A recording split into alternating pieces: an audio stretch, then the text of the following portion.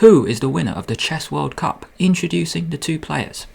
First up, with white, we have Jan Duda. He's 23, Polish number 1, world number 13, and his opponent is Sergey Karjakin. He is 31, Russian number 3, and world number 12. So let's take this position from the beginning. At the end, I will discuss the results table. Duda has white, Karjakin is black. We have d4, knight f6, c4, e6, knight f3, and d5.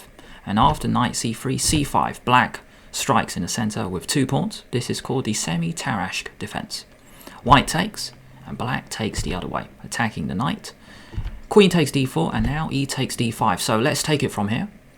White has a knight and a queen attacking the d-pawn, but black also has a knight and a queen defending it.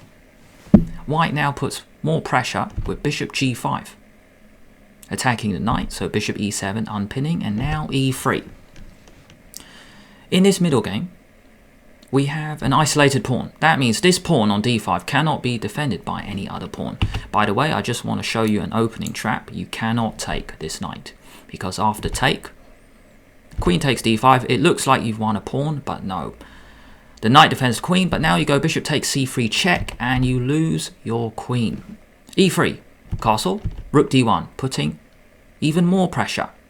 3 pieces now on d5, knight c6, you attack the queen, queen sidesteps to a4, and it looks like white is going to take on f6, take on d5, win a pawn. So black defends it with his bishop. So notice, knight and bishop attack it, but black has knight, bishop, and queen defending it.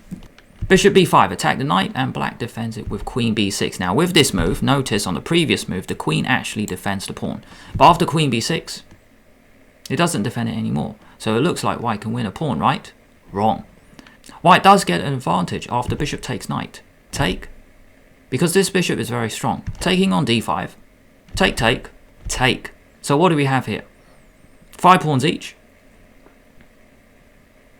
2 rooks, a queen, knight, and bishop. King e2, wow. When I saw this position, my first instinct was just a castle. And when you castle, it's very unlikely you are just going to march your pawns. But Duda plays king e2, understanding his king is actually very, very safe in the center, because he's calculated a few moves ahead. Let's say you retreat the bishop, which is what happened. Bishop's not doing anything, so rook d1, you double on the d file. And white has a lot of pressure. Rook c8. Bishop c4, so the bishop is not doing anything on this diagonal, so it reroutes to c4. Now, white's got more space, he's got some pressure, so black offers a queen trade with queen b4. But Duda says, no, if you're going to trade, you're going to take me and then improve the place of my piece. Take, take.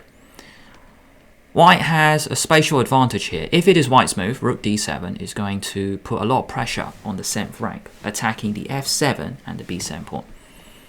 So knight b8 was played, just to guard that square.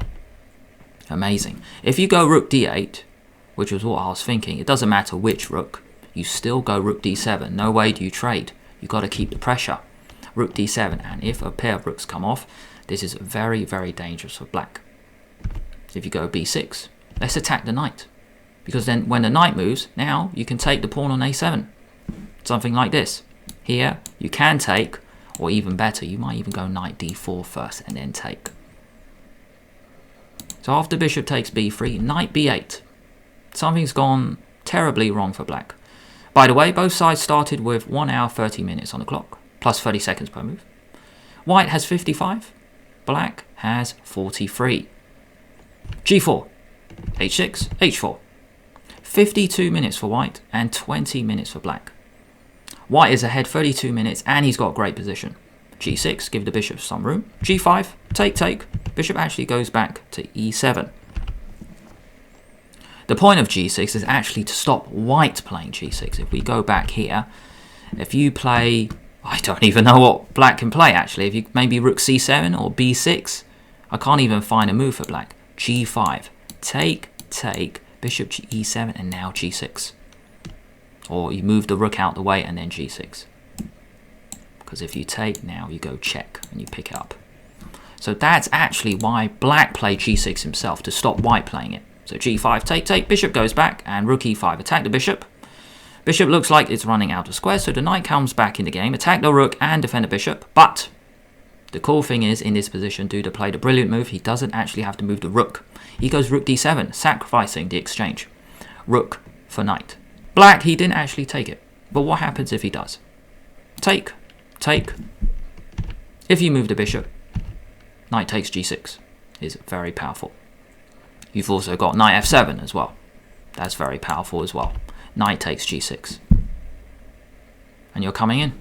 You're going to pick up the rook. If rook d8, rook f7. Then the rook moves out the way and it's going to be a very dangerous check from the bishop. Actually, if it's white's move now, rook takes b7 check, or just move the rook out the way, it is mate. Because the knight covers all these squares. So let me just play a nothing move. That is mate. They are covered. They are covered. And that is mate from the bishop. Wow. So it is way too dangerous to take the rook. Bishop back to d8. Rook b5, attack the pawn. And knight a5. Karjakin chooses to defend with knight a... No, say that again. Rook b5, you attack the pawn. And now knight a5.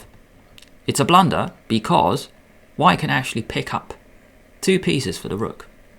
But Duda actually chose bishop d5. One option was this. Take. And after take, take.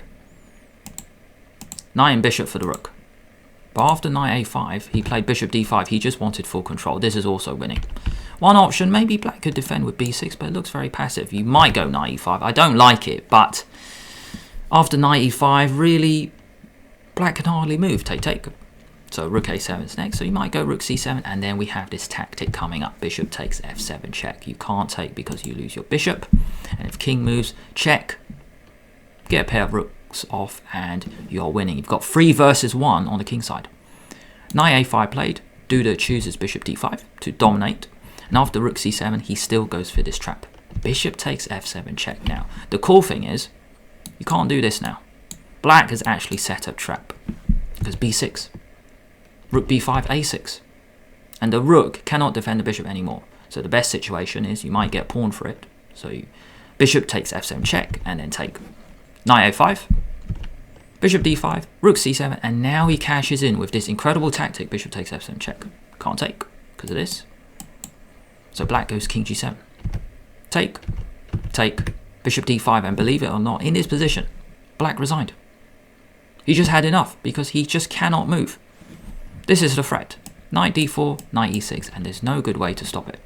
So if we played on a little bit, let's say you go b6 to defend it, knight d4.